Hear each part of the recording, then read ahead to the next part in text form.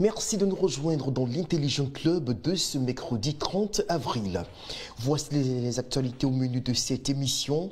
Présidentielle 2025, des partis d'opposition se mobilisent pour Alassane Ouattara. Bredoumi Soumaïla convoqué à la police. Que s'est-il passé? Sénégal, franc CFA, Ousmane Sonko dans les pas des populistes. Retour studio dans quelques instants pour le décryptage de ces différentes actualités.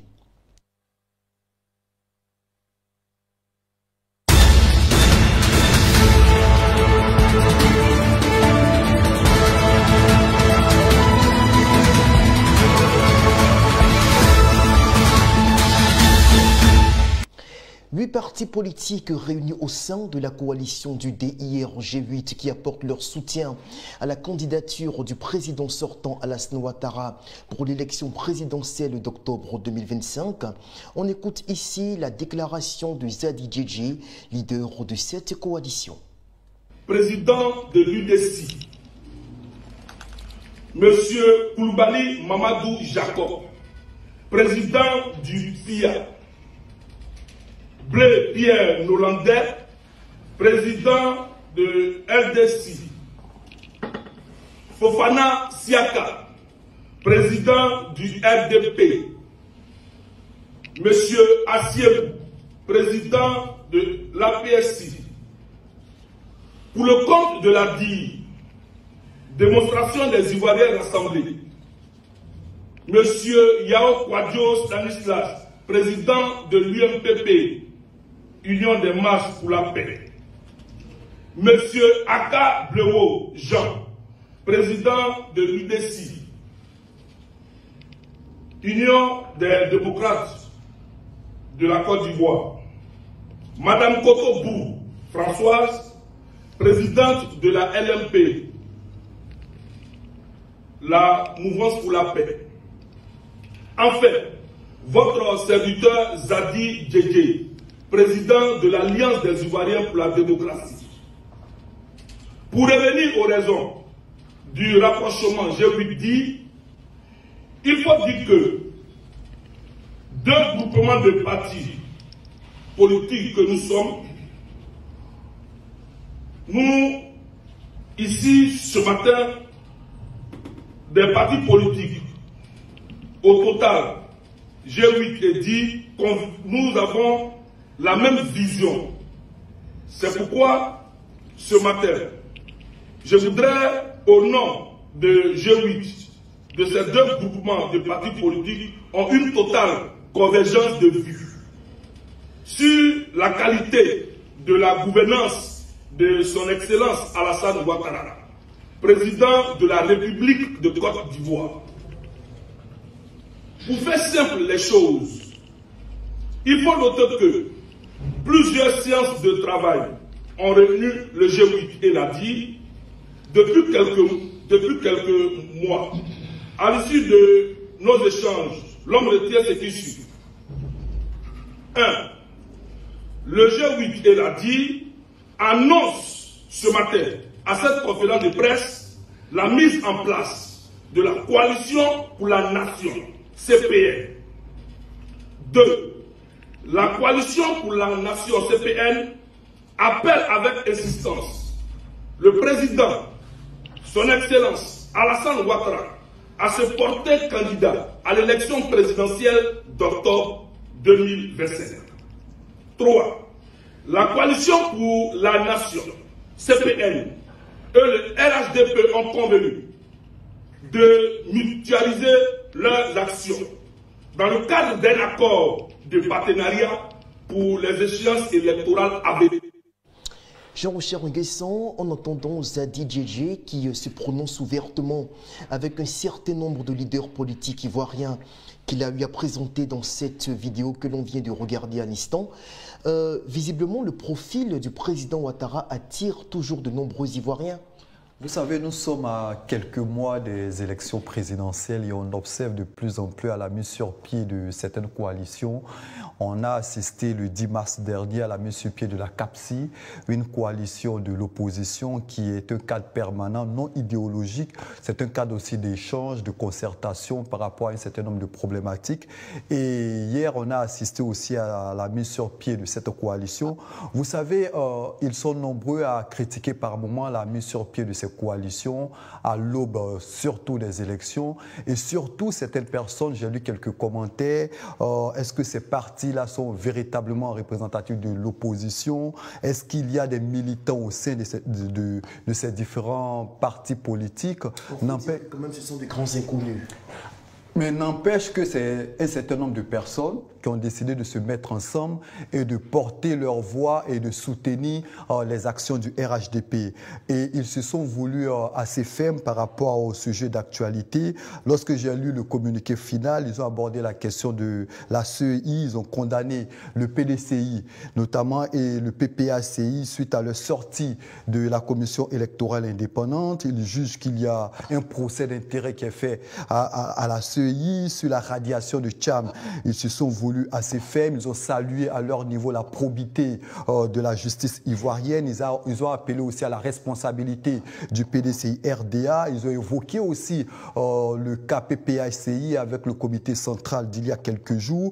Ils demandent au PPACI de revoir un peu leur copie, ils demandent surtout à ce parti de ne pas manifester. Moi j'observe qu'ils sont un peu dans la dynamique du parti au pouvoir, c'est de bonne guerre. À quelques mois des élections, on essaie de recruter de part et d'autre et j'estime que le RHDP se sentant fort, étant au pouvoir, essaie de voir du côté de l'opposition s'il y a certains leaders qu'ils peuvent ramener dans leur combat et je pense que c'est de bonne guerre surtout à quelques mois des élections présidentielles. Sero Djabiga, quelle est justement votre lecture de cette initiative prise par Zadi Djedje et ses compères du G8?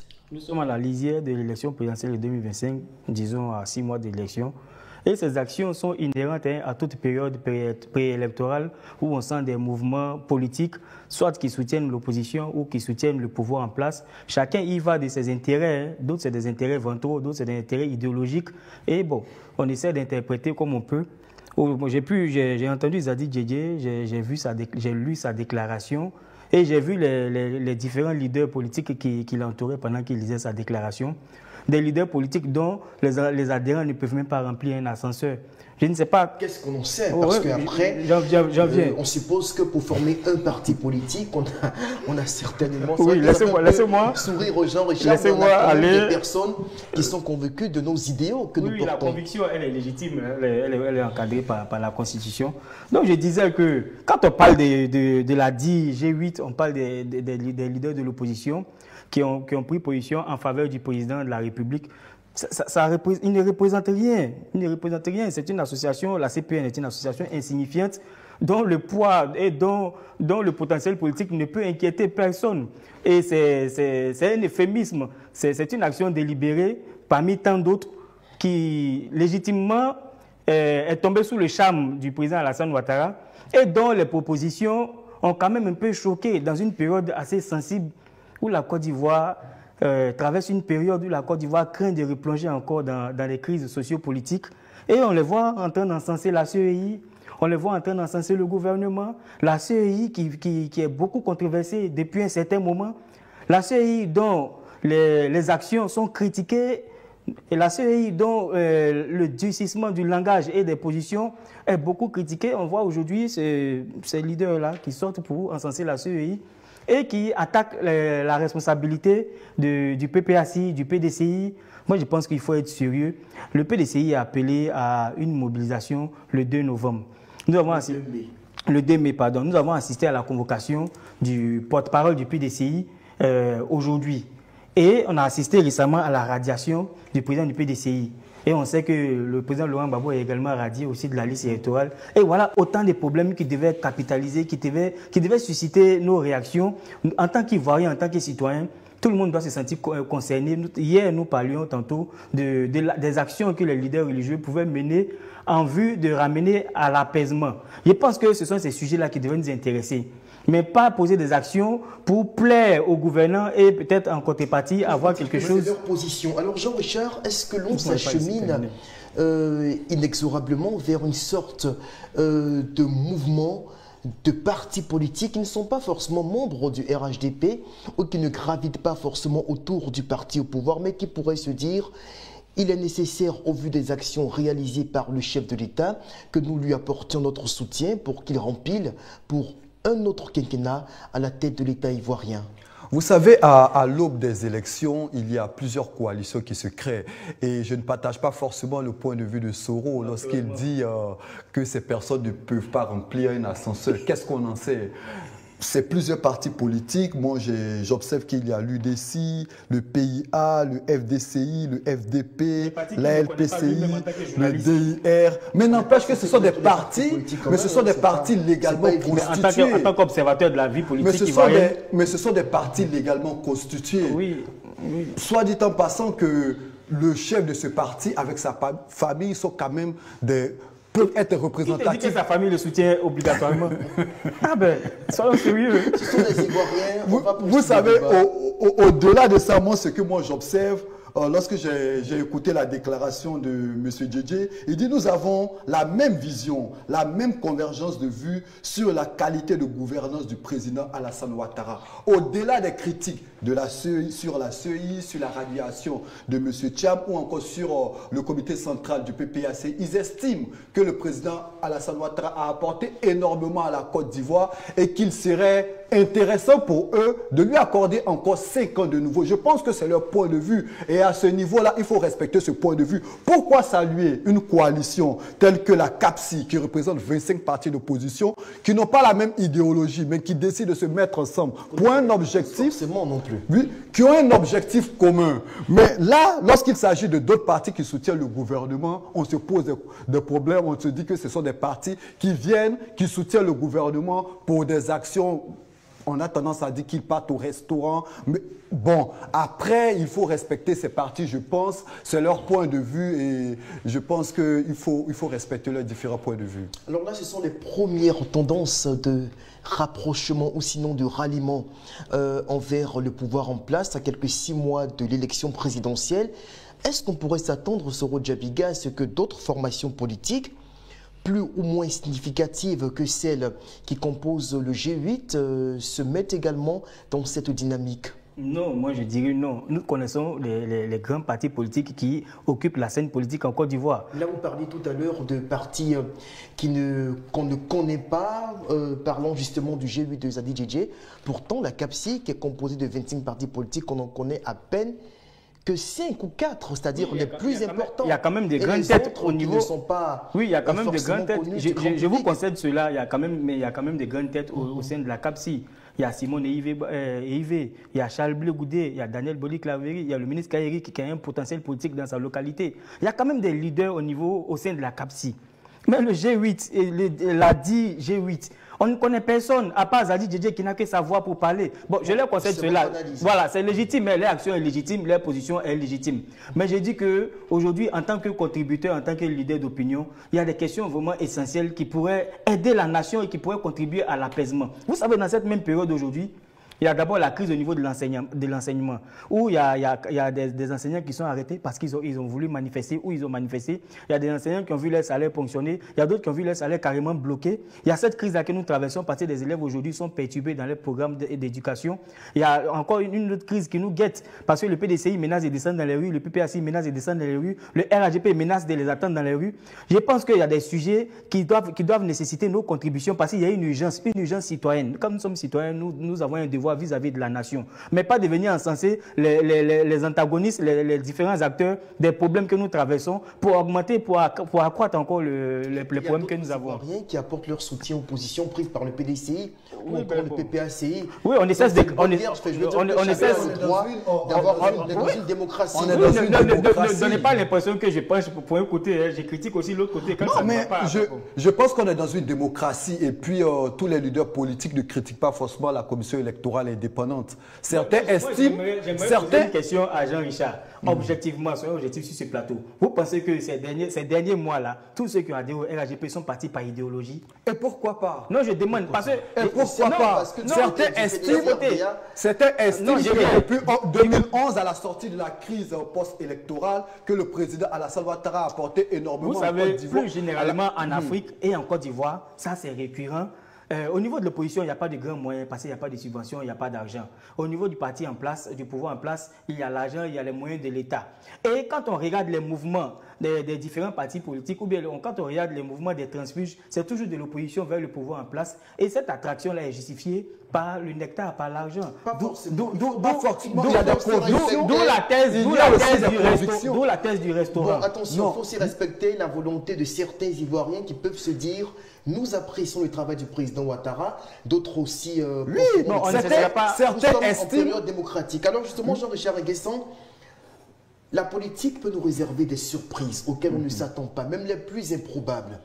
À 6 mois de la présidentielle, là, on parle de partis politiques qui ne sont pas forcément très connus, mais et si, éventuellement, à l'approche du scrutin, certaines formations de l'opposition, que je pourrais qualifier d'opposition significative, décidaient de se rallier au pouvoir? Est-ce que ce schéma-là est envisageable? Moi, je pense pour ma part que tout reste possible.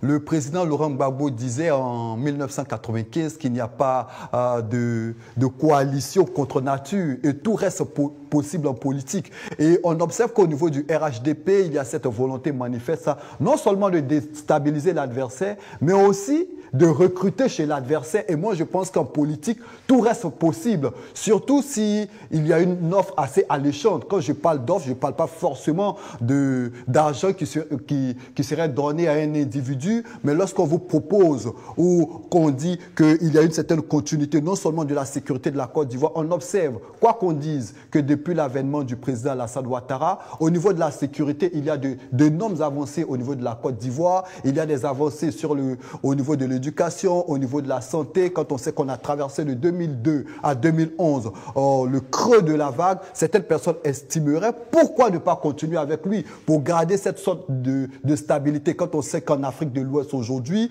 il y a plusieurs conflits, que ce soit au Mali, au Burkina ou encore au Niger. Donc, bon nombre d'Ivoiriens pourraient estimer qu'il est le meilleur cheval sur lequel il faut compter. Soro Djabiga, votre réaction pour conclure sur ce sujet? Bon, si des partis politiques de l'opposition, des partis relativement représentatifs sur le territoire national, décident de rallier la cause du RHDP, cela pourrait être décisif pour sa réélection. Parce qu'il faut le dire, en 2010, le RHDP n'a pas conquis le pouvoir tout seul. C'est avec une alliance que le RHDP est arrivé. Le RHDP était une coalition. Voilà, justement. Le RHDP. RDR, vous voulez dire. Voilà. Bon, aujourd'hui, je parle du RHDP. Non, parlons du RDR en 2010 qui portait la candidature d'Alassane Ouattara au premier tour du scrutin. Le RDR n'a pas conquis le pouvoir tout seul. Ils sont partis en coalition avec le PDCI et d'autres partis. Aujourd'hui, le PDCI s'est retiré. Et je me rappelle très bien, je ne cesse de le répéter, au deuxième tour, le RHDP, ils ont annoncé 51% de pourcentage au RHDP et le reste à Laurent Gbagbo. Et d'après les chiffres qui ont été communiqués. Ok. Aujourd'hui, alors que le PDCI s'est retiré de la coalition, on sait qu'il y a certaines personnes qui se sont retirées également. Aujourd'hui, qui pèse véritablement le RHDP? Donc, le RHDP, je viens. Il y a des ténors du PDC qui sont restés, quoi qu'on dise au niveau. Oui, il y a Guillaume Soro qui est parti aussi, qui a créé le GPS, qui est parti avec des ténors du RHDP aussi. Ouais, laissez-moi aller au bout de mes idées. Donc, je vais dire aujourd'hui que pèse véritablement le RHDP. Donc, si on va à cette élection-là et que le RHDP part tout seul, il y a combien de partis au sein du RHDP? Il y avait le PDCI, il y avait le RDR, l'UDPC. C'est vrai que Mabri est revenu. Mais on sait relativement ce qu'il pèse aussi. Donc aujourd'hui, ce serait décisif si un parti important de l'opposition rejoint la cause du RHDP. Parce qu'il faut le dire, depuis 2010, on a remarqué qu'aucun parti ne peut remporter une élection tout seul. Ou encore, quand un parti se retrouve seul face à une coalition de l'opposition, il est difficile pour ce parti-là de gagner l'élection, même quand ce parti est au pouvoir. Et c'est cette menace-là qui plane aujourd'hui au-dessus du RHDP. On sent cette menace, on sent cette peur-là, parce que l'opposition donne l'impression qu'elle va se réunir. Et c'est toute l'opposition hein, dans toute sa contenance, pratiquement. On a d'un côté Charles Blé Goudé, Simone Eivé, le PDCI, Laurent Gbagbo et d'autres partis satellites qui sont représentatifs au plan local, qui veulent se mettre ensemble. Et ça peut être vraiment une grande menace pour vous. Ce scénario-là semble improbable. Bredoumi Soumaïla, porte-parole du PDC RD, a convoqué à la police une convocation publiée sur les médias, puis annulée quelques heures plus tard, donc dans la même journée d'hier, mardi 29 avril 2025. Que s'est-il réellement passé autour de cette affaire?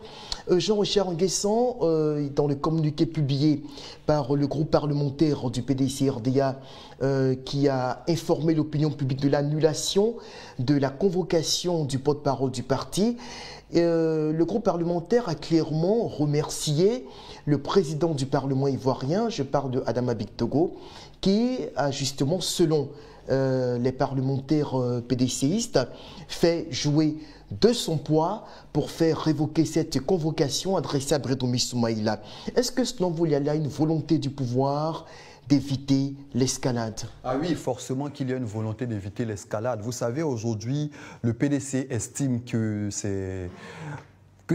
il y a des procédures judiciaires interminables.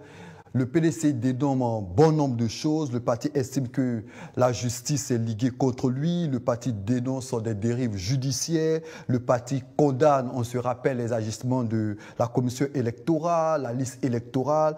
Et pour ma part, je pense que cette convocation était assimilée par bon nombre de personnes au niveau du PDCI comme une sorte d'intimidation. Puisque Bredoumi, quoi qu'on dise, il porte la voix du parti. Et cette convocation-là, pour ma part, est la malvenue. Et gloire à Dieu, on pourrait dire ainsi que les choses se sont arrangées de ce côté-là. On espère véritablement qu'on va partir dans cette dynamique. C'est vrai que le PDCI, la convocation intervient après sa sortie controversée, où il disait qu'il y aurait des marches. Est-ce que c'est à cause de cela qu'il a été convoqué? Il y a une sorte d'opacité sur cette convocation-là, mais n'empêche que la convocation a été retirée. Je pense que c'est quelque chose qu'il faut saluer. Seront le PDC-RDA qui, face à la situation qu'encourait le député Soumaïla Bredoumi, qui négocie avec le président de l'Assemblée nationale, qui n'est autre qu'un membre influent du parti au pouvoir, lui également qui fait peser de tout son poids pour faire annuler la convocation au nom de la clause qui interdit à un député à être entendu par la justice, bénéficiant de son immunité parlementaire. Est-ce que de part et d'autre, on affiche une volonté d'éviter d'exacerber les tensions? Avant d'arriver à la volonté, il faut dire qu'il y a eu beaucoup de contradictions autour de cette convocation. Parce que nous avons tous vu la déclaration qui a été lue par l'honorable Do Simon, dans laquelle il saluait la bienveillance du président de l'Assemblée nationale, M. Adama Bictogo, et également du ministre de l'Intérieur. C'était à l'issue de la rencontre qu'il avait eue avec le président de l'Assemblée nationale. Et la rencontre avait eu aux alentours, et la rencontre s'était tenue aux alentours de 19h. Et après 19h, le PDCI a produit ce communiqué. Et le lendemain, on voit un communiqué qui est produit par le président de l'Assemblée nationale qui essaie de clarifier des choses. À travers ce communiqué, on comprend que le président de l'Assemblée nationale veut faire comprendre qu'il n'est pas intervenu directement pour pouvoir annuler le principe de la séparation. Voilà, au nom du principe de la séparation des pouvoirs, qui n'est pas intervenu pour annuler la convocation. Donc, nous avons tout de suite analysé la situation et on a compris qu'entre les deux parties, il y a un qui fait de la manipulation. Mais on ne comprend pas ce qui se passe. Donc, dit qu'au nom de la préservation de la paix, donc dit que les gouvernants ont fait preuve de responsabilité pour pouvoir annuler cela. Aux dernières informations que nous avons reçues, effectivement, il y a eu une rencontre entre le directeur général de la police et des représentants du PDCI, notamment le porte-parole. Donc, on ne peut pas dire qu'il n'y a pas eu de rencontre, mais il faut souligner que la rencontre était amicale. La rencontre s'est bien terminée et le DG de la police a déclaré qu'il était disponible, il était à la disposition du PDCI en cas de besoin. La rencontre a eu lieu effectivement. Mais ce sont les contours qui ont animé le débat autour de la convocation qui était gênante. D'autant que Brédoumi a été convoqué après avoir annoncé une mobilisation. Et il est député, il est couvert par l'immunité parlementaire. Donc, savoir qu'il est convoqué pour être entendu parce qu'il a fait une déclaration, tout ça est couvert par la loi. On n'a pas compris cela. Ça a failli créer un débat, mais la situation est apaisée et nous saluons tous cela. Même si l'appel lancé par Brédoumi Soumaïla n'est toujours pas révoqué, et donc le parti maintient sa menace de descendre dans la rue à partir du 2 mai si certaines de ces revendications ne sont pas satisfaites par le gouvernement. On a des réactions, notamment du côté de l'opposition, avec Éric Zaglolé. Il est le président de la jeunesse de l'Alliance ivoirienne pour la République et la démocratie, l'AIRD, dirigée par l'ex-ministre Éric Kaé et qui est membre de la CAPSI. Alors, il nous donne son point de vue sur cette situation que nous venons de connaître, notamment avec la levée de la convocation du député Soumaïla Brédoumi. Il a été porté à notre attention qu'une convocation a été émise à l'encontre de l'honorable Brédoumi, député de la Nation et porte-parole du PDCI-RDA.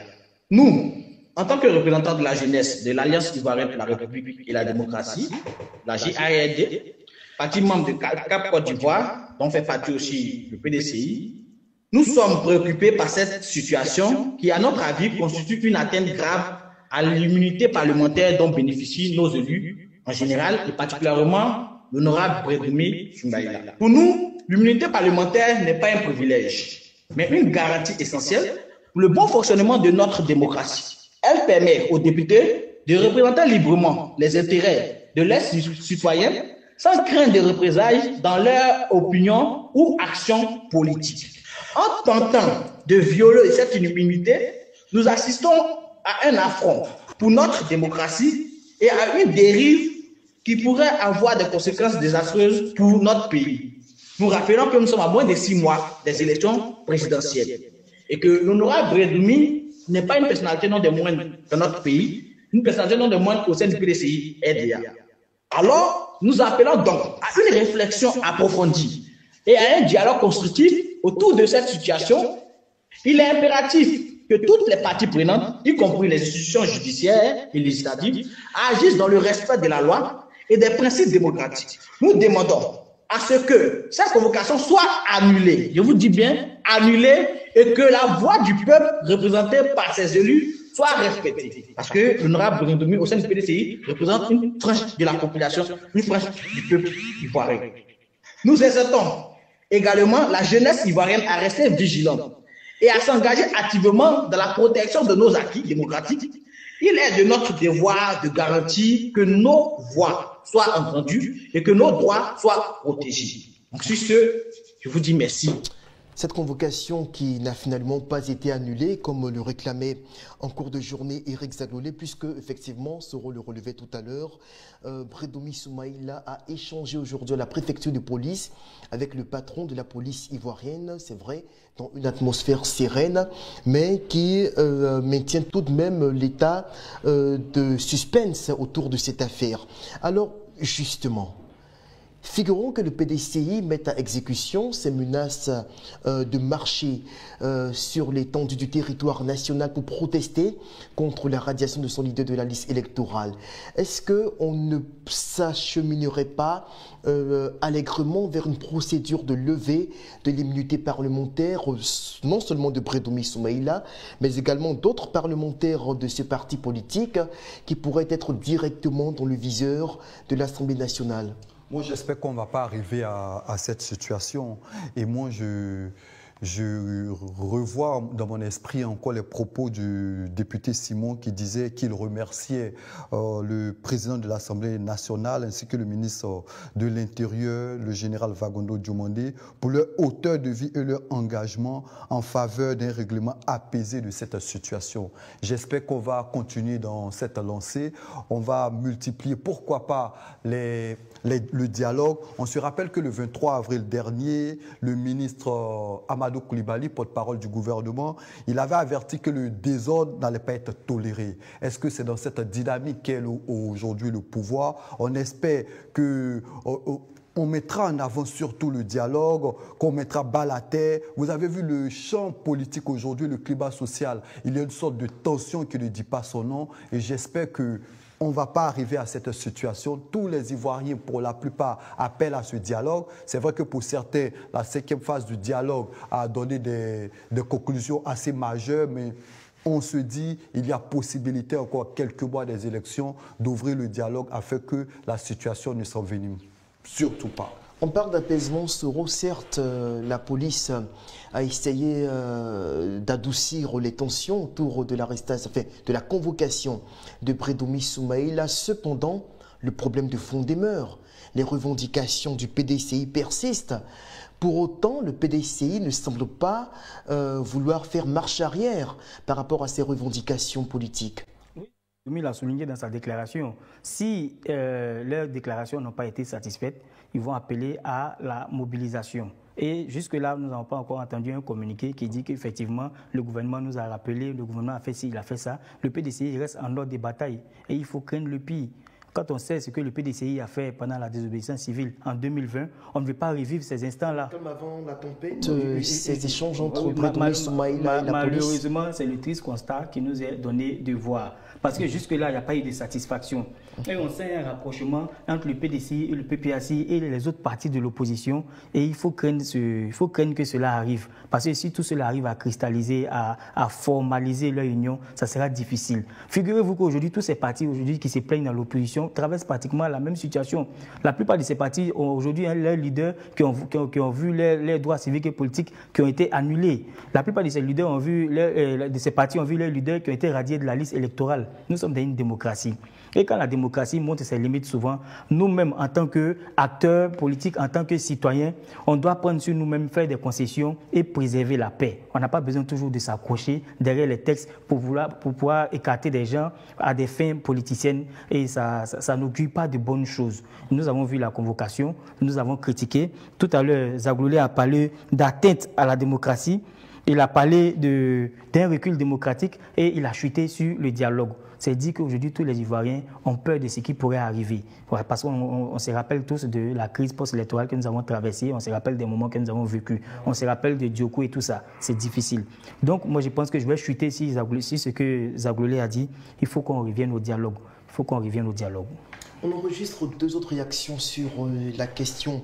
Bredoumi Soumaïla, c'est le secrétaire national chargé de la formation et de la documentation politique de la JPDC urbaine Gérard Brou, et celle de JCA Aoussou, c'est le pseudonyme qu'il nous a envoyé, qui est journaliste au quotidien Dernière Heure Monde, qui se prononce tous les deux sur ce qui s'est réellement passé et surtout qui s'interroge quant à la suite probable des événements. On va les écouter de façon successive. Que s'est-il passé à la suite de la convocation du porte-parole principal du PDCI? D'abord, comme tous les citoyens de ce pays, cette convocation nous a tous fort surpris. Mieux, elle nous a rappelé dangereusement l'outrage fait à la liberté de penser, la liberté d'appartenance, la liberté d'expression, lesquelles libertés sont garanties par notre loi fondamentale, c'est-à-dire la Constitution ivoirienne. Les 2 communiqués officiels autour de cette affaire, à savoir celui du groupe parlementaire PDCI et celui du président de l'Assemblée nationale de notre pays, démontrent la tension politique qui règne dans notre pays depuis bientôt quelques mois. À l'analyse, le communiqué du groupe parlementaire PDCI, a exprimé sa gratitude à sa sollicitation au président de l'Assemblée nationale, premier responsable de cette institution, et aussi au premier policier de la sécurité intérieure du pays, ce qui certainement a fait bouger les lignes dans le bon sens démocratique.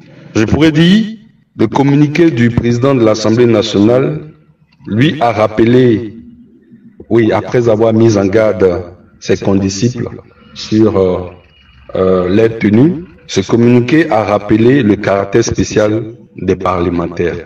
Tout ceci démontre qu'à l'approche des élections présidentielle de 2025, la situation, l'environnement est très tendu et nous appelons les uns et les autres à jouer leur rôle républicain. Que tous ceux qui sont à la tête de nos différentes institutions, que ce soit l'armée, que ce soit l'Assemblée nationale, que ce soit les postes ministériels ou les postes nominatifs, tous doivent pouvoir jouer leur rôle républicain et non utiliser leur pouvoir d'influence pour s'interférer dans les questions politiques. Que s'est-il passé à la suite de la convocation du... L'affaire relative à la convocation du porte-parole du PDCI-RDA semble trouver son origine dans une vidéo largement diffusée sur les réseaux sociaux où l'on voit Bredoumi Soumaïla pratiquement menacé que le PDCI prendra la rue dès le 2 mai si aucune action n'est entreprise.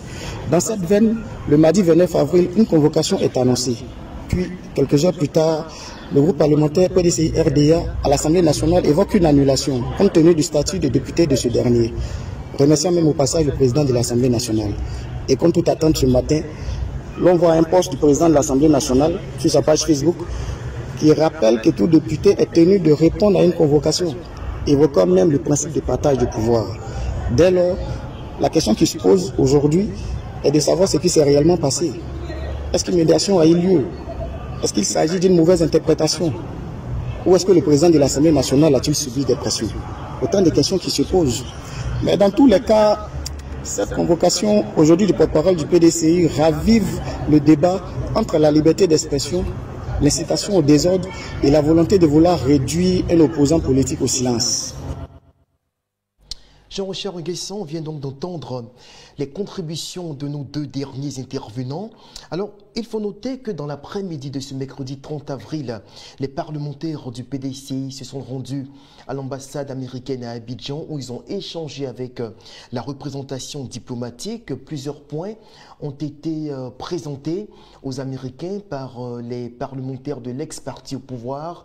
Est-ce que vous pouvez nous les égrener ? Effectivement, au menu des échanges, les points suivants ont été abordés aux sorties de la rencontre.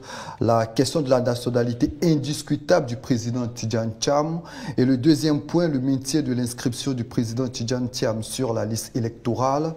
L'organisation de la révision de la liste électorale 2025. La réorganisation de la commission électorale indépendante au niveau central et local.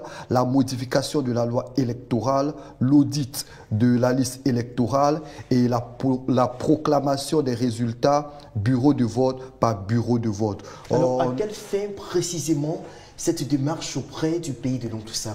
Moi, je dirais tout simplement que le PDCI tente de multiplier les initiatives. Le président Tidjane Thiam est à l'extérieur du pays. Certainement qu'il essaie de faire jouer son carnet d'adresse. Et les membres du secrétariat exécutif ont décidé aussi de passer à l'offensive en visitant quelques représentations diplomatiques. On connaît plus ou moins tous la force des États-Unis et ils estiment qu'il faut porter leurs revendications vers ce grand pays-là, afin que ce pays-là aussi puisse faire pression sur le gouvernement ivoirien. On s'interroge à quelques mois des échéances électorales. Est-ce que c'est encore possible véritablement de répondre à ces différentes revendications? Quand je parle de la RLE à quelques mois des élections présidentielles, est-ce que cela est possible? Est-ce qu'il faut modifier à quelques mois des élections la loi électorale? Est-ce qu'on peut à quelques mois encore réorganiser la commission électorale au niveau central et au niveau local? Je m'interroge sur beaucoup de choses. Je me dis qu'on a quelques mois, il faut que de part et d'autre, des concessions se fassent. Cela vous laisse dubitatif. Soro Djabiga, le PDCI qui s'active à la fois sur les fronts diplomatiques et politiques, ça veut dire sur le terrain. Est-ce que cette démarche, cette méthode d'action-là peut porter ses fruits? Oui, elle est efficace. On voit aujourd'hui le PDCI qui joue sur plusieurs fronts. Vous savez, nous avons reproché cela au PDCI pendant la période après la période de la révision de la liste électorale et pendant la validation aussi. Je pense que le PDCI a été un peu distrait par les différentes assignations en justice de son leader. Si bien que le PDCI n'a pas pu véritablement relever tous les éléments, de façon matérielle, tous les éléments irréguliers qu'il avait annoncés sur la liste électorale. Parce que le PDCI était concentré sur la bataille juridique que son leader Tidjane Thiam menait à la justice. Et continue de mener. Donc aujourd'hui, quand on voit le PDCI qui sait maintenant faire la part des choses, qui laisse l'aspect juridique au conseil juridique, qui laisse le terrain à ceux qui maîtrisent le terrain, qui laisse la phase diplomatique à ceux qui sont mieux à l'aise sur, ou bien qui sont en mission sur ce domaine-là. Une réorganisation. Une réorganisation. Et on voit également le président qui est à l'extérieur. C'est peut-être mal interprété parce que nous avons entendu des analyses qui disent qu'il est un peu absent aux endroits stratégiques et aux événements stratégiques. Il est absent, il n'est pas un peu absent. Il est un peu absent, moi je le dirais comme ça. Donc aujourd'hui, même près de moi. Ah, oui, aujourd'hui, Tidjane Thiam qui est à l'extérieur, qui multiplie les lobbies, qui multiplie les rencontres avec des grands acteurs, des grands décideurs de ce monde entier. Et aujourd'hui, une délégation du PDCI qui va à l'ambassade des États-Unis pour aller porter ses points de revendication. Quand on connaît l'influence des États-Unis dans le monde entier et l'influence même de l'ambassade des États-Unis, on sent que le PDCI n'est pas découragé, le PDCI n'est pas désarmé par tous ces coups qu'il reçoit de part et d'autre, à l'extérieur comme à l'intérieur. Washington qui reste un partenaire très important pour la Côte d'Ivoire, oui, sur bien le plan sûr, économique et même sécuritaire. Oui, un partenaire au développement, vous l'avez relevé au plan économique et au plan sécuritaire. Quand on sait les actions que les États-Unis mènent actuellement dans le cadre de la formation de nos officiers de l'armée, dans la prévention aussi d'éventuelles attaques, au plan économique aussi, on regarde un peu le flux du commerce extérieur. On sait que les États-Unis sont vraiment de grands partenaires qui apportent beaucoup à la Côte d'Ivoire et on connaît aussi le pouvoir politique que ce pays représente. Donc je pense que ça c'est un coup de chapeau, il faut saluer cela et on attend la suite. On attend ce que cela pourrait donner. Jean-Richard, quel véritable impact? C'est vrai que c'est une démarche qu'on salue, mais est-ce que cette démarche aura un impact au regard des revendications présentées par le PDCI-RDA? Le PDCI qui estime qu'il faut modifier la loi électorale à quelques mois des élections présidentielles, qui estime aussi qu'il faut une révision de la liste électorale, alors qu'on a entendu à maintes reprises le président de la commission électorale dire que cette révision se fera après les élections. Le gouvernement même a abordé dans le même sens. Moi, je m'interroge quant à la faisabilité de tous ces éléments. C'est pourquoi j'en appelle à la responsabilité de part, parce qu'arrivé à un certain moment, il va falloir faire des concessions de part et d'autre. Parce qu'à 6 mois des élections, est-ce que toutes ces revendications-là peuvent aboutir? C'est la question que... Est-ce que les concessions dont vous parlez prennent en compte l'annulation de la candidature de Tidjane Thiam, prennent en compte la violation du droit fondamental d'un citoyen ivoirien qui veut être candidat, un citoyen qu'on sait qui a été ministre dans le gouvernement, qui a été DG d'une grande société, qui a porté le développement de la Côte d'Ivoire, qui a été consultant à des moments donnés dans le cadre du PPTE par exemple. Est-ce que vous pensez qu'on doit faire des concessions là-dessus? On doit fermer les yeux sur cette atteinte à ses droits civiques et politiques. Vous pensez que cela en vaut la peine? Moi, là, si je comprends bien Jean-Richard, il essaie d'être réaliste, d'avoir une lecture réaliste de la possibilité pour le PDCI de voir aboutir ses revendications. Vous savez, moi, je venais dire tout à l'heure, c'est vrai que c'est en contradiction avec ce que je vais dire, mais je m'apprêtais à dire aucun sacrifice n'est de trop pour préserver la paix, pour préserver la stabilité sociale et politique.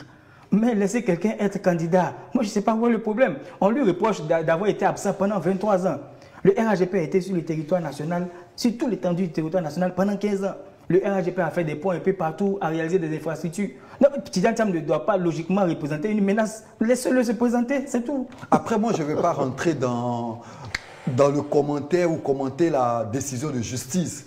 Et la justice dit que la décision n'est pas susceptible de recours. Moi, je ne vais pas commenter cette décision. Mais au-delà de ce fait, le PDCI-RDA doit aujourd'hui regarder à la situation. Vous et savez, la situation... Depuis 2010, les décisions de justice ont toujours été contestées en Côte d'Ivoire. Ça nous a toujours entraîné dans des crises. C'est pourquoi je répète toujours... Ça ne date pas. C'est pourquoi je répète toujours que le problème que la Côte d'Ivoire a est institutionnel. Est-ce qu'on a des institutions fortes? Est-ce que la séparation des pouvoirs est respectée? Le problème est vraiment... Le problème est endogène. Mais aujourd'hui, il faut se poser les bonnes questions. Que faire si éventuellement ces points de revendication ne sont pas pris en compte? Il faut penser à cela parce que tout reste possible le respect du calendrier. Au troisième sujet, on n'a pas vraiment beaucoup de temps. On pourra remettre le débat sur la table une prochaine fois. Et là, on prend la direction du Sénégal, où le chef du gouvernement, Ousmane Sonko, qui menace en ces termes le franc CFA, je le cite, ne cadre pas avec notre vision. Soit la monnaie sera changée avec nos partenaires de l'UEMOA, soit nous prendrons nos responsabilités. Ousmane Sonko dans les pas des populistes, nous nous interrogeons sur ce plateau. Soro Djabiga, quel commentaire faites-vous de cette déclaration du chef du gouvernement sénégalais? Vous savez, depuis l'élection de ce tandem-là, Sonko, Diomaye Faye, le peuple sénégalais a été un peu désillusionné. Un an après, nous avons écumé les réseaux sociaux, nous avons audité les réseaux sociaux, les différents commentaires et les analyses. On a compris que le peuple sénégalais est un peu déçu. Les partisans du PASTEF, mais pas tout le peuple sénégalais. Voilà, bon, je vais relativiser. Parce que pendant la période électorale, ce duo-là, qui était adulé de partout, même à l'international, en Côte d'Ivoire, un peu partout dans les autres pays, avait un discours populiste qui a séduit l'opinion nationale et internationale, qui a lutté. Une partie, c'est important de le préciser. Qui a séduit, qui a bravé beaucoup d'obstacles, qui est quitté en prison, qui est revenu dans la course électorale et qui a arraché le pouvoir d'État. Une partie des Sénégalais a fondé beaucoup d'espoir en son programme politique. Et un an après, ce sont des revendications, ce sont des plaintes, ce sont des pleurs, des lamentations qu'on lit sur le visage des Sénégalais, on lit à travers leurs commentaires. Et les Sénégalais, dans les analyses, ils ressortent quelque chose qui est un peu gênant. Ils disent que ce duo-là, je vais le dire comme ça, essaie d'occulter ses échecs derrière un acharnement qui est appliqué, qui est exercé sur l'ancien régime. Tantôt, ce sont les ministres qui sont poursuivis, tantôt, ce sont des anciens députés, tantôt, ce sont des anciens DG, des représentations d'administration qui sont tout le temps acculés, qui sont attaqués pour détournement de fonds, pour ci ou pour ça. Et aujourd'hui, c'est le franc CFA. Et aujourd'hui, c'est le franc CFA. Mis sur la sellette. Justement, donc, je pense que c'est un échec qui est en train d'être caché parce qu'on ne change pas de monnaie, on ne crée pas une monnaie du jour au lendemain. Et il va plus loin, il dit deux choses contradictoires. Il dit d'abord que la monnaie se crée de façon progressive, on va de façon crescendo. En même temps, il dit, si au plan sous-régional, ça coince. Au plan national, ils vont créer leur monnaie. On ne crée pas une monnaie comme ça. Ça demande plusieurs étapes. C'est vrai que la monnaie est garant de la souveraineté économique d'un pays. Mais il y a tellement d'éléments qu'il faut prendre en compte pour pouvoir aboutir à cette étape-là. On a vu les pays de l'AES qui ont depuis longtemps annoncé la création de leur monnaie. 3 pays. Jusqu'à présent, ça coince. Ça ne se fait pas aussi facilement. Donc aujourd'hui, Diomaye Faye et Ousmane Sonko doivent se pencher sur les problèmes que connaissent les Sénégalais. Il faut qu'ils arrêtent de faire dans le dilatoire. Jean-Richard, Sonko qui menace de sortir du franc CFA, opposant, c'était son discours justement qui lui donnait une certaine popularité auprès des jeunesses sénégalaises, justement séduites par ce discours populiste. Et maintenant, il est aux affaires, il a maintenant tous les leviers politiques pour mettre en œuvre son programme de gouvernement. Mais qu'est-ce qui coince? Le Mali est sorti de la zone franc en 1962. Avant d'y revenir volontairement, personne n'a obligé les Maliens à y retourner. D'autres pays ont menacé depuis un certain temps d'en sortir. Personne n'a osé faire le pas parce qu'on souligne le caractère bénéfique du franc CFA pour la stabilité de nos économies régionales. Pourquoi est-ce qu'aujourd'hui on a besoin forcément de faire de grands discours comme si on était encore dans l'opposition pour une décision que l'on peut prendre du jour au lendemain? Vous savez, depuis belle lurette, le franc CFA pose problème, quoi qu'on dise. Et je pense que le franc CFA se présente par moments comme du pain béni pour un certain nombre de leaders politiques. Soro a évoqué à l'instant la désillusion d'une partie des Sénégalais. Est-ce pour faire de la diversion? Est-ce pour gagner du temps? Moi, je m'interroge. Aujourd'hui, quoi qu'on dise, le franc CFA est une monnaie qui se porte bien. Quoi qu'on dise. Et quoi qu'on dise, le franc CFA, quoi qu'on dise, le franc CFA se porte bien aujourd'hui. Et vous-même, vous l'avez signifié aujourd'hui, on ne crée pas une monnaie du jour au lendemain. Et dans les tests de l'UEMOA, possibilité donnée aux différentes nations de sortie. Vous avez évoqué le cas du Mali en 1962. Je crois que la Mauritanie aussi a quitté à un certain moment le franc CFA, partie de l'AES. Donc, à un moment, moi, je me pose des questions. Est-ce pour faire de la diversion? Est-ce le franc CFA aujourd'hui est utilisé? C'est du pain béni en quelque sorte pour un certain nombre de personnes. Et il gagnerait à s'occuper véritablement des problèmes des Sénégalais que de s'acharner sur le franc CFA. Voudrez-vous contredire sur la contribution du franc CFA à la stabilité de nos économies locales. Soro Djabiga, on vous écoute. Voilà, je n'ai pas dit que le franc CFA ne se porte pas bien, mais on est tous unanimes. Vous avez dit c'est grave. Oui, laissez-moi aller au bout de mes idées. Ouais, mais on est tous unanimes qu'aujourd'hui, tous les pays ont besoin de créer leur propre monnaie. Le franc CFA, c'est vrai que c'est une monnaie sous-régionale, c'est une monnaie d'une confédération, mais c'est une monnaie qui est affiliée à une puissance coloniale, c'est une monnaie coloniale. L'euro est affilié à la monnaie allemande. Nous sommes en Afrique de l'Ouest, nous parlons du franc CFA. Parallélisme voilà. Oblige. Oui, mais l'euro, est-ce que l'Allemagne a colonisé quel pays? A envahi la France. Mais est-ce que l'Allemagne a colonisé la France? Allez-y, montrez-nous justement l'aspect négatif du franc CFA pour les économies. Je vais vous rappeler, laissez-moi. Je vais vous rappeler le couple que forment aujourd'hui l'Allemagne et la France. Mais on n'aurait même pas dit que ces deux pays ont connu la guerre. D'accord, on voudrait savoir en quoi est-ce que c'est grave. Pourquoi vous m'interrompez? Laissez-moi aller au bout de mes idées. Non, parce que vous avez évoqué le cas de l'euro. Je vous dis qu'en Allemagne, il n'y a pas de problème avec la France. Ce sont des pays qui s'entendent très bien. C'est des pays qui forment un couple, un mariage. Le franc CFA est endossé aujourd'hui sur la France. C'est une monnaie coloniale qui a été créée pendant la période de la colonisation. Vous savez, la monnaie est un symbole de souveraineté économique de tout pays. Aujourd'hui, quand on utilise une monnaie qui est coloniale, il faut le dire, c'est indéniable. D'abord, un pays ou une confédération qui réclame sa souveraineté économique et politique ne doit pas s'adosser sur une monnaie. On n'a pas dit d'échanger de monnaie à court terme. Parce que je l'ai rappelé tout à l'heure, on ne change pas de monnaie du jour au lendemain. Mais c'est quelque chose qui doit être prévu, on doit s'entendre là-dessus. Et justement, ça pose problème. On ne peut pas dire que le franc CFA se porte totalement bien. La France qui produit, le franc CFA qui est battu par la France. Est-ce que ça se fait gratuitement? Ça ne se fait pas gratuitement. Ça nécessite des frais, beaucoup de frais. Et ces frais-là ne pourraient pas revenir aux Africains si nous-mêmes on battait notre propre monnaie sous-régionale. Mais plusieurs pays africains battent leur monnaie en Europe. Pourquoi quand on parle d'aujourd'hui? La grosse question que moi vraiment j'aimerais soulever, c'est pourquoi tout à l'heure je vous disais de revenir au sujet, puisque vous avez contredit Jean Richard et de façon assez impressionnante quand vous avez dit que c'est grave qu'ils disent que le franc CFA nous est bénéfique. Alors Soro Djabiga, vraiment en 30 secondes je reviens vers vous. Le Sénégal aujourd'hui qui estime qu'il pourrait sortir du franc CFA si les autres pays de l'UEMOA ne se résolvent pas assez vite à le faire. Vous qui estimez que c'est grave qu'on dit sur ce plateau que le franc CFA nous est bénéfique, pourquoi? Mais je viens de répondre à cette question. Non, vous n'allez pas me ramener sur cette question. Non. Pourquoi est-ce que le franc CFA, pourquoi est-ce que c'est grave pour nous d'avoir le franc CFA comme monnaie? D'abord, le franc CFA est une monnaie qui regroupe plusieurs pays de la sous-région. Et aujourd'hui, regardez l'état de santé économique de ces pays-là que regroupe la zone CFA. Quel est leur état de santé? Regardez le Niger. Le Mali, le Burkina. Non, je vous pose la question. Non, je viens. Regardez l'état de santé économique de ces pays. Que dire de la Côte d'Ivoire? Que dire du Sénégal, des pays en pleine croissance? Nous vivons en Côte d'Ivoire, nous connaissons. Aujourd'hui, la Côte d'Ivoire, on est obligé de recourir à des prêts à l'extérieur pour pouvoir payer les salaires. Nous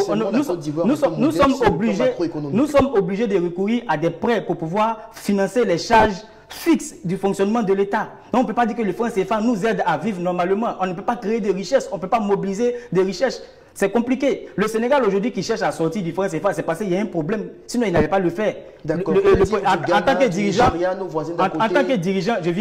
dirigeant du Sénégal, il ne faut pas quand même poser des actions qui vont contribuer à les faire reculer. S'ils veulent sortir du franc CFA, c'est parce que ça ne les arrange pas. Et puis j'ai précisé que... Mais qu'est-ce qui les empêche de le faire? En 30 secondes, on me signale que oui, mais on ne peut pas sortir d'une monnaie, on ne peut pas battre une monnaie du jour au lendemain.